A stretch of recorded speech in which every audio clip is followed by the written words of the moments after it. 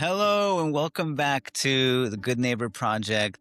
This is your host, David Giron. This time around, we're traveling to Argentina. I've had the privilege to meet with Pastor Vladimir Coro, who is the pastor and president of the Iglesia Evangélica Discípulos de Cristo in Argentina. I met so many of the wonderful partners and organizations, the global ministries, companies, and that we work with, and that we share history throughout the decades. Remember, one of the nights we had dinner at around, I want to say 11:30. I'm a 6:30 p.m. I'm more of a 6 p.m. dinner guy. I'm not gonna lie to you. So this was a stretch. But for any of those folks who've been to Argentina and have partaken in asado culture and who do the mate, you know that food and drink is a long process. We took a flight the same morning from Buenos Aires to Mendoza, which was roughly about an hour flight. We landed at an organization that focuses on historical memory, and we were able to look through the archives of refugee asylum claims and procedures and updates that were documented to the UNHCR dating back to the 70s. And so we had to put on these special gloves and just kind of looking through the history, reading people's profiles and seeing the real fears that people were expressing on their way out from Chile during the coup, fleeing into Argentina. Most recently, what's been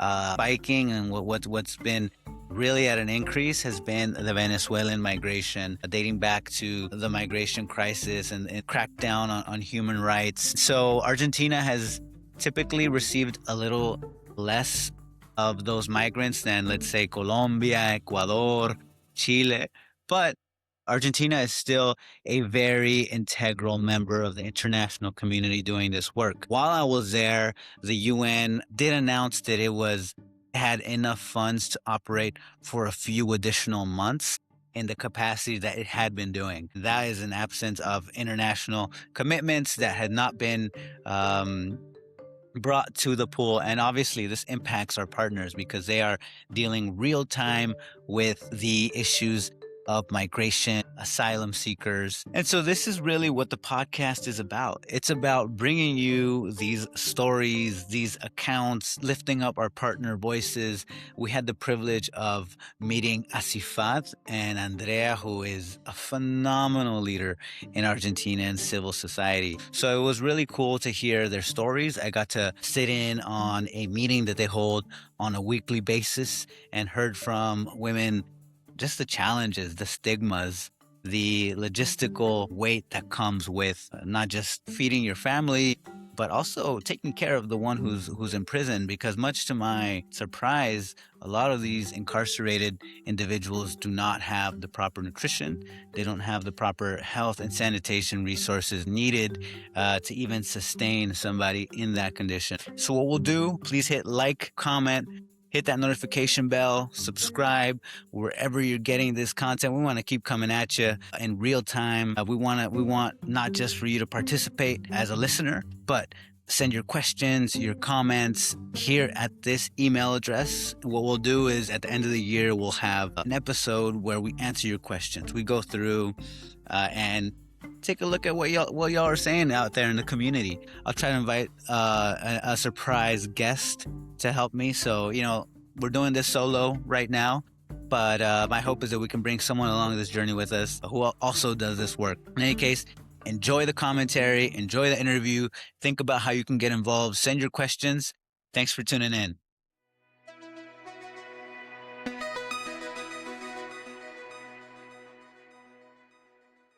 Okay, let's get right into it.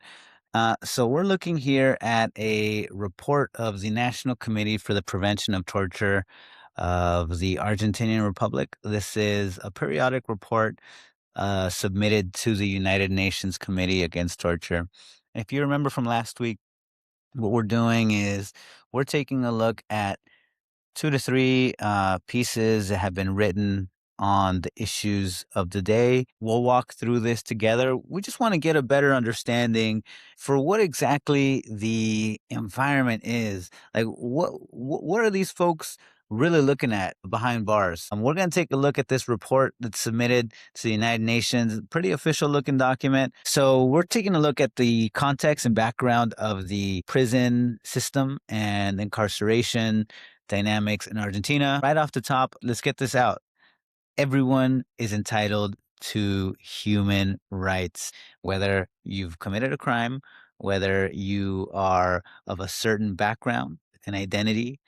Everyone is entitled to a code, a set of laws and basic human rights. And so, this report is really cool because it highlights some really uncool statements made by senior leadership. And so, this is the president saying we need to lower the age of criminal responsibility.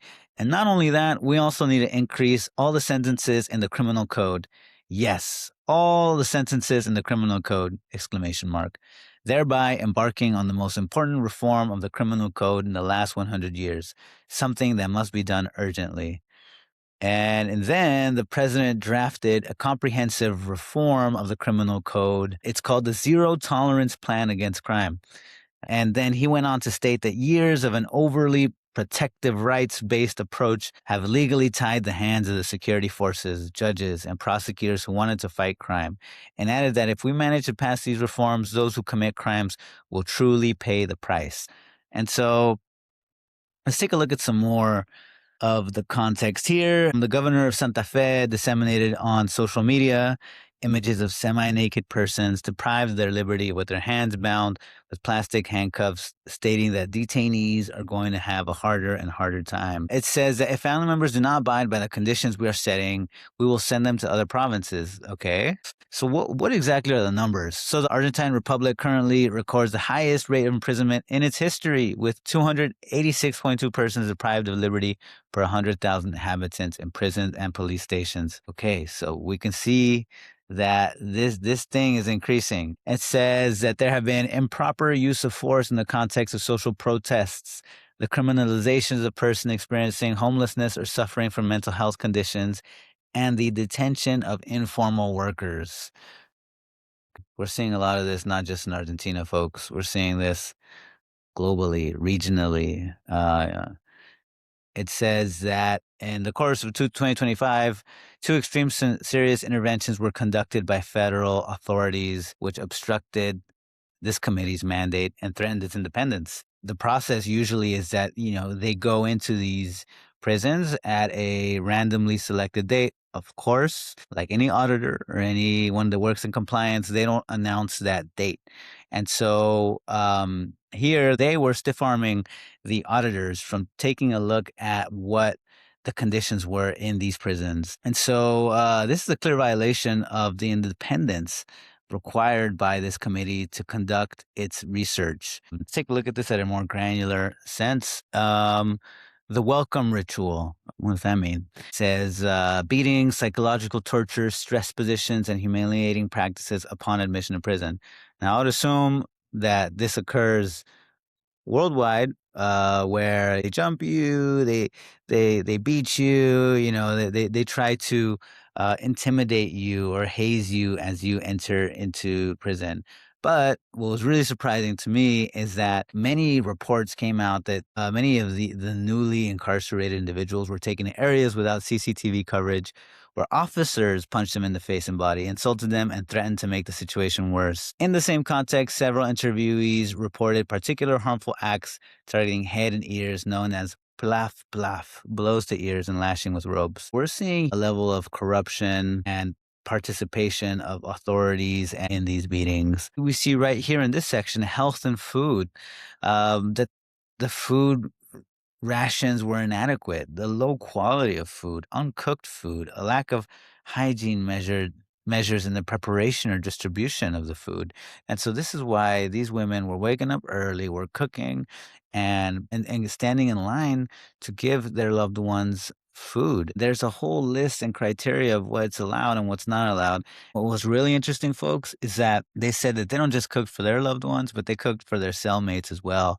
Because if they were to cook some delicious food just for their loved ones, they'd be target number one and would be susceptible to an attack from the other inmates. I don't want to go too deep into this because really we have a few other articles here. Let's take a look at this. So first of all, this image reminds me tons of El Salvador. And what we'll see here is an approach across Latin America that is trying to mimic what's happening in Secot, which is the large maximum security prison in El Salvador. And so here in this article, we read that Argentina in 2025 was constructing its very first maximum security prison for drug traffickers and murderers. It was a mega prison in Argentina, modeled after Salvadoran President Nayib Bukele's flagship inauguration of Secot. And we can see that this has inspired regimes in Ecuador, in Honduras, but that they have not worked. And this was really interesting to learn that these approaches, even in Costa Rica, while they tried to emulate this because politically it sounds good, right? We're tough on security, it has not worked and actually has led to public backlash because people don't want their backyards to be places where these human rights abuses are taking place. And as a matter of fact, violence in Argentina remains at historic lows, even though this dominated President Javier Milei's agenda in 2023. It is not clear that this approach is working. And it goes on to say that petty crimes are increasingly becoming sources of detention. We're seeing increased building of these prisons, but it's not really addressing the issue. There continues to be backlogs. And so we'll run through this last NPR article here, again, getting at the capacity issue in Argentina.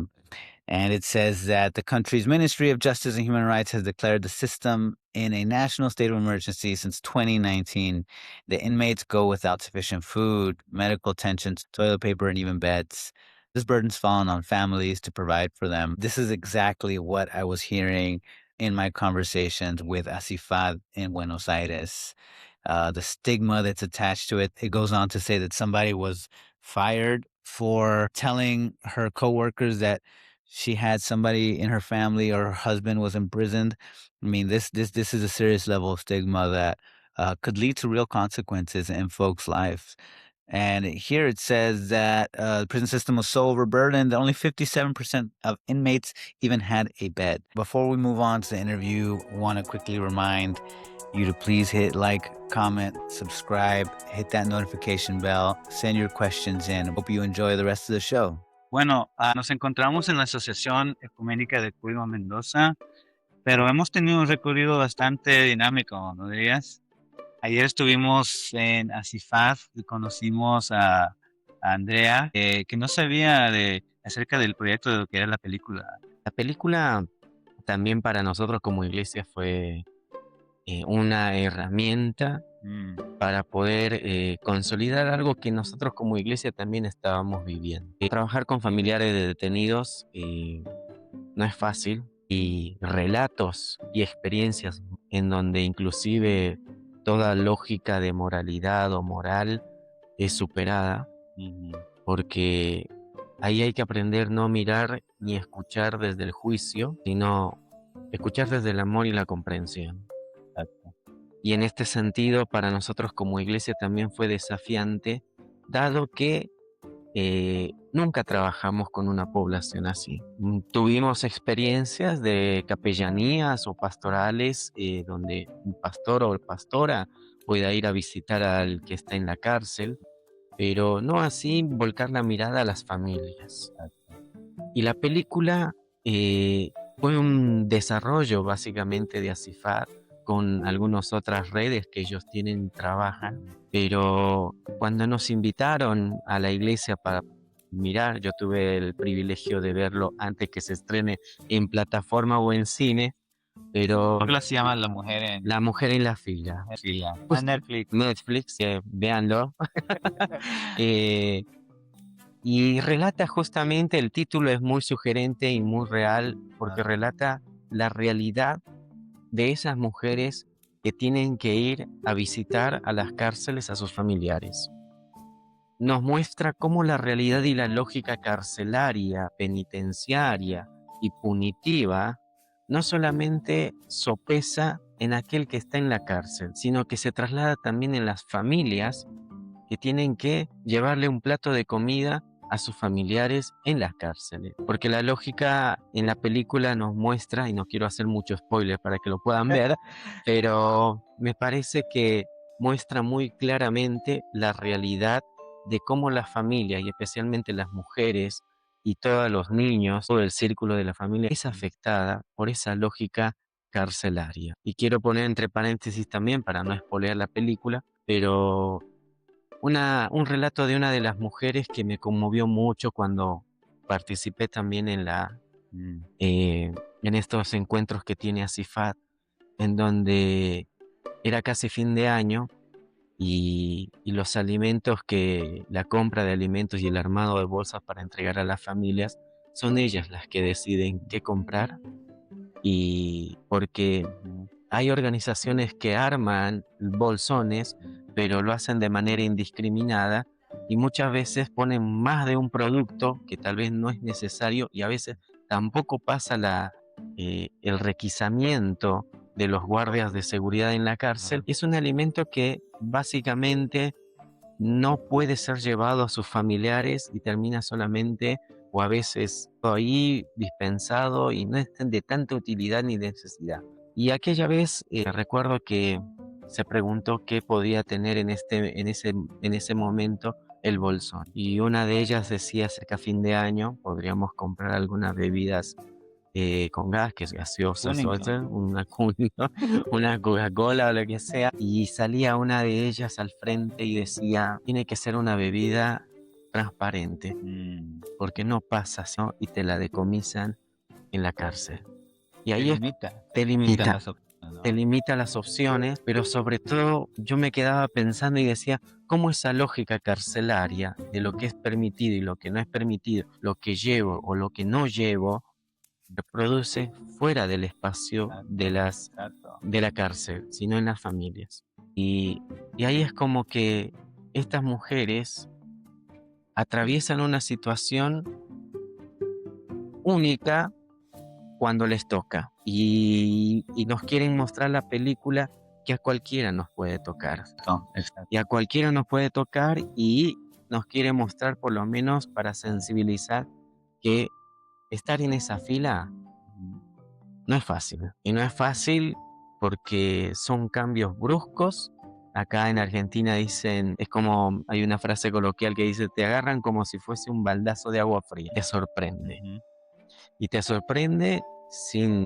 Porque te pueden mandar donde quieran, ¿no? De cualquier lugar. Por otro lado, tenés que estar predispuesto a esas reglas y lógicas de la cárcel. Si no, en una cárcel te pueden permitir algún alimento, en otra cárcel no. Ese mismo alimento en otra no te lo permiten. Entonces es un constante aprender, y en la película nos muestra fuertemente ese aprendizaje y la importancia de la comunidad.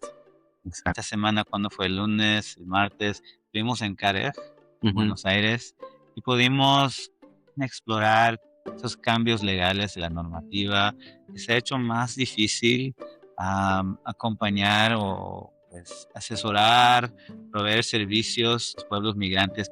¿Qué te impactó de esa conversación? ¿Cuáles fueron tus aprendizajes? ¿Cómo podemos, como iglesia, apoyar organizaciones como CAREV que bueno, ya no cuentan con el recurso de lo que era el ACNUR? Las Naciones Unidas se ve muy comprometida en estos días. ¿Cómo podemos nosotros involucrarnos en el trabajo que acompaña a otros? Toda la realidad de la que pasa en el mundo, especialmente también en Argentina, respecto, digamos, a la población migrante, siempre fue una población en donde siempre tuvo que vivir con desventajas, prejuicios, y asimismo también con muchos desafíos de tener que trabajar, buscar el acceso a la salud, a la educación, con muchos prejuicios alrededor.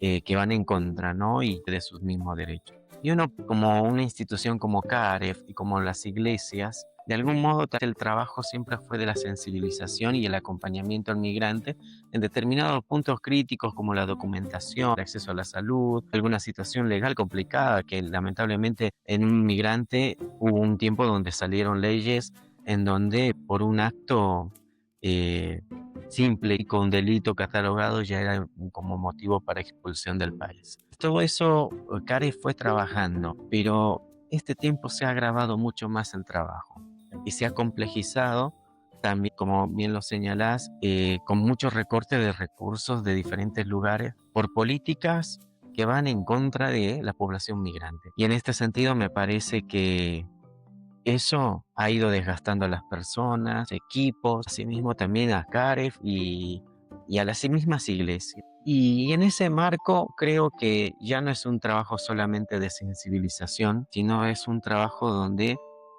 necesita el compromiso y la lucha de todos, porque ya no es solamente el prejuicio o algunas ideas aisladas de algún determinado grupo en específico que van contra la población migrante, sino ahora son políticas de Estado con mecanismos e instituciones estatales que van en contra de la migración, contra de los migrantes, contra de sus derechos, limitando el acceso a la salud, a la educación, al trabajo, y en suma es un atentado directo contra la vida digna.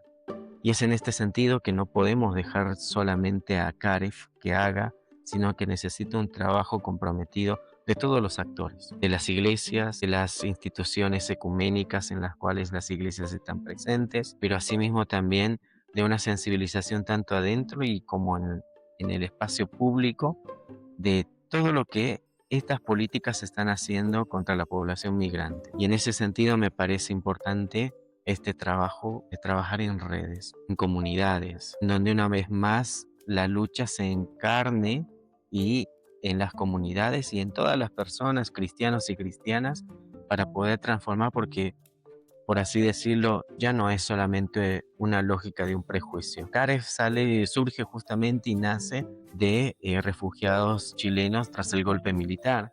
Entonces hubo todo un compromiso de personas, hermanos, hermanas, pastores, pastoras, instituciones, tanto locales como así internacionales, de Estados Unidos, de diferentes lugares, todos los actores como delineando y tomando seriedad en el asunto y todos empujando ese trabajo para que sea lo mejor posible y tenga un impacto importante. Yo creo que es volver a ese tipo de compromiso y ese trabajo mancomunado de redes y de donde todos podamos dar algo desde lo que tenemos y lo que podamos para poder acompañar el trabajo que hoy hace CAREF y otras instituciones también que trabajan con la migración. Hace rato estuvimos viendo los archivos y se me ocurrió de que a veces miramos hacia el futuro para encontrar la esperanza, pero en estos casos es una mirada hacia la historia, pasado que nos enseña quiénes podemos ser como iglesia, ¿no? Y fue muy impactante tocar y, bueno, había algún polvecito ahí, ¿no? La Sí, historia de 1975. 1975, inclusive archivos que datan hasta inclusive de los 90.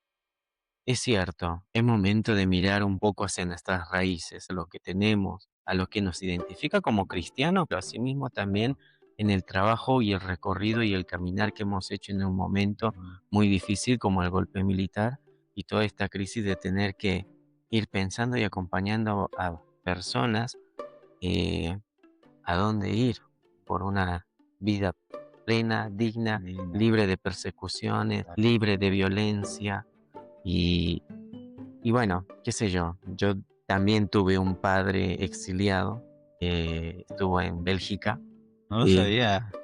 y ver, digamos, los archivos, los documentos, me mueve también, me conmueve, ¿no? Me hace recordar eso y como para decir, hoy no hay que estar de manos cruzadas. Me gustaría que nos contaras un poco sobre la iglesia en Argentina, un poco sobre la historia de cómo se comenzó con el movimiento misionero en 1906. Entiendo de que en los 50 hubo una transición hacia la autonomía y a lo mejor con una mirada de lo que es la iglesia ahora y qué proyectas en el futuro de la iglesia. Bueno, el movimiento de discípulos de Cristo en los misioneros, como decía en 1906, que con una estrecha relación de los misioneros con las iglesias de Estados Unidos, con el objetivo de traer este mensaje evangélico a una población argentina, pero también con los desafíos que Argentina en ese tiempo también tenía, ¿no?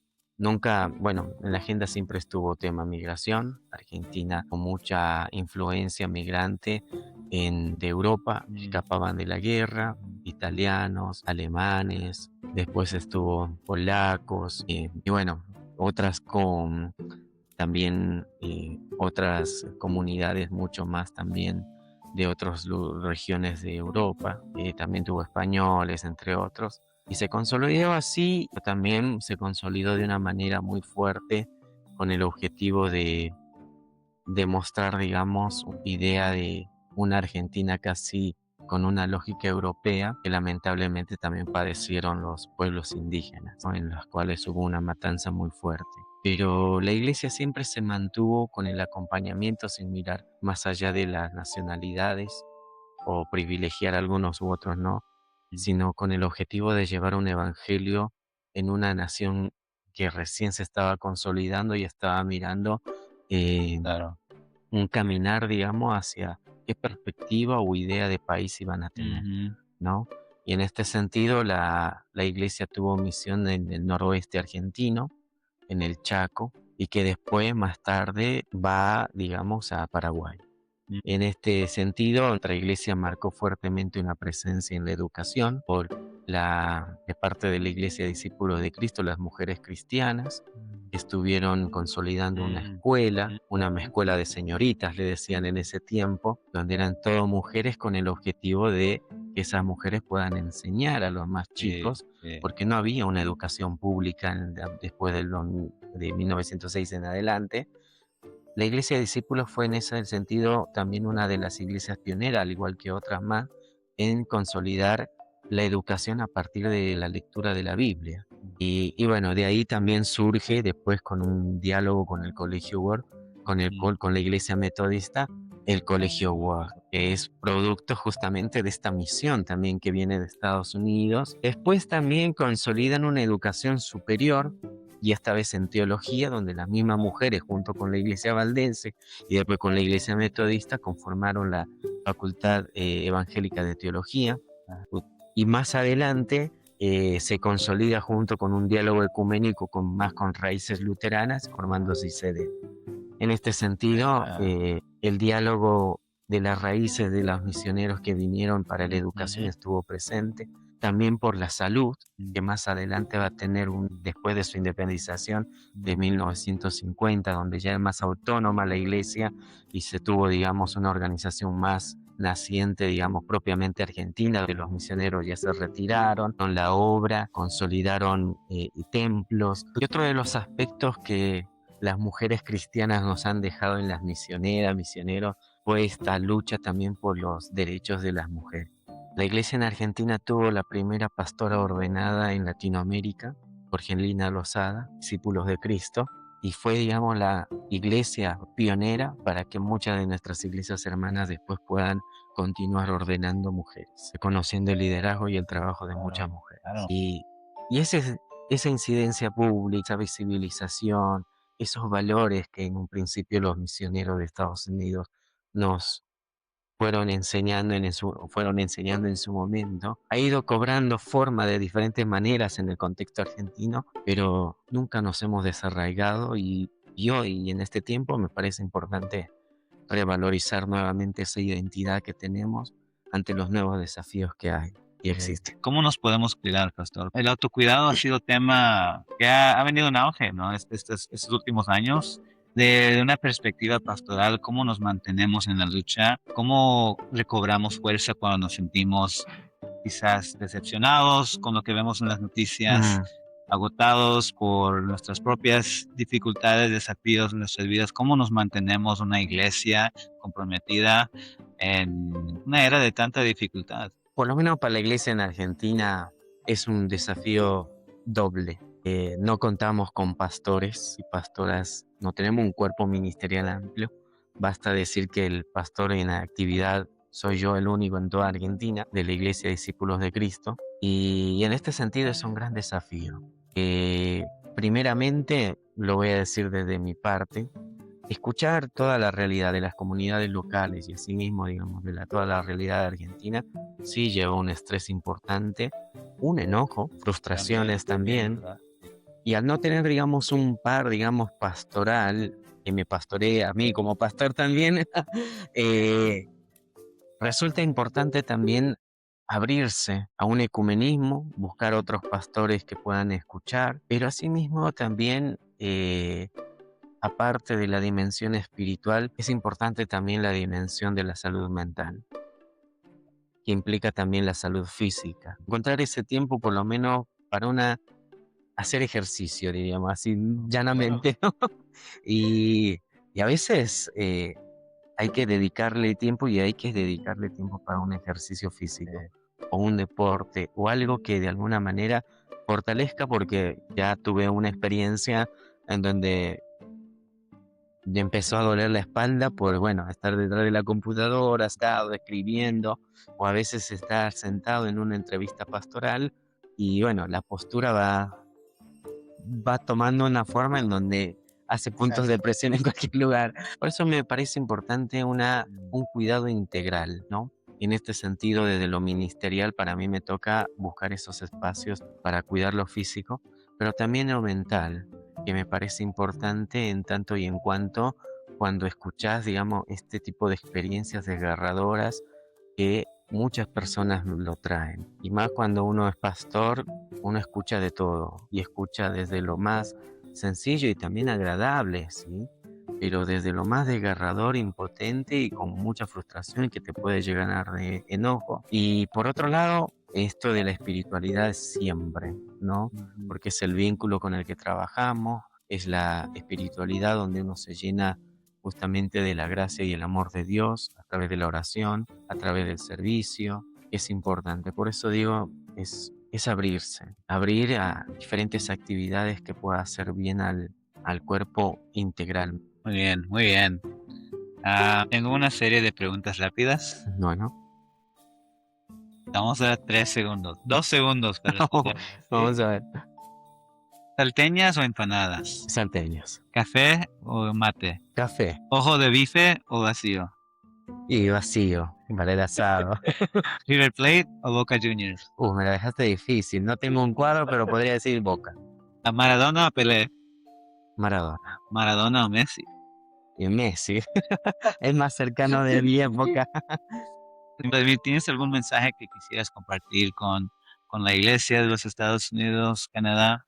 Es conocernos más, unirnos. Los desafíos de hoy ya no son nada sencillos, se complejizan más y más cuando hay poderes mucho más superiores o instituciones superiores que articulan mecanismos y así discursos que terminan matando, destruyendo la vida, la creación. Y yo creo que es necesario que nos unamos, nos conozcamos, relacionemos y ver cómo podemos organizarnos también de manera adecuada de los desafíos de hoy, ¿no?